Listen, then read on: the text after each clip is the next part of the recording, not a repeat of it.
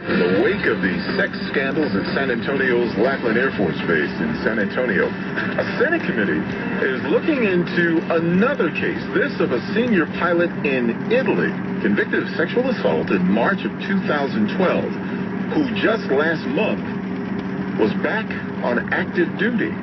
I'm joined this morning by retired Air Force Colonel Kim Olson of the group Grace After Fire. Colonel, first, let me get your thoughts about the case that Congress is currently reviewing. You know, you read stuff like that, and you just like, really?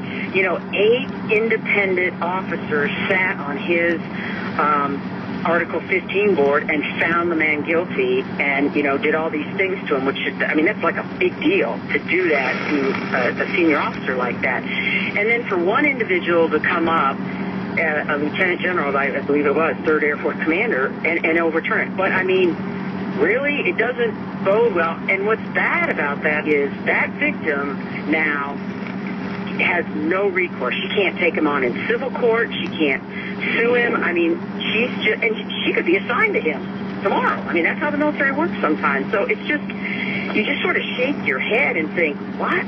In this kind of environment, this is what you do? You know, we try not to do witch hunts in the military, but it's just disappointing, I think, and I feel for the victim. At the end of the day, that's what hurts good order and discipline, is when you have a predator within your organization for whatever reason.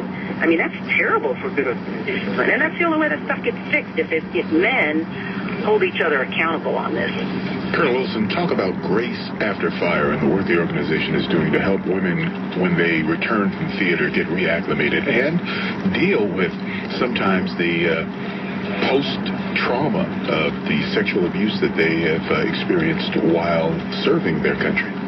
Well, I'm the CEO for Grace After Fire, so I think it's a much-needed organization, because I think many of the bureaucracies that are set up to take care of our vets kind of missed the boat on setting up what was needed for female vets, which was a little bit different. You know, women are they're just different. I don't have to convince anybody of that.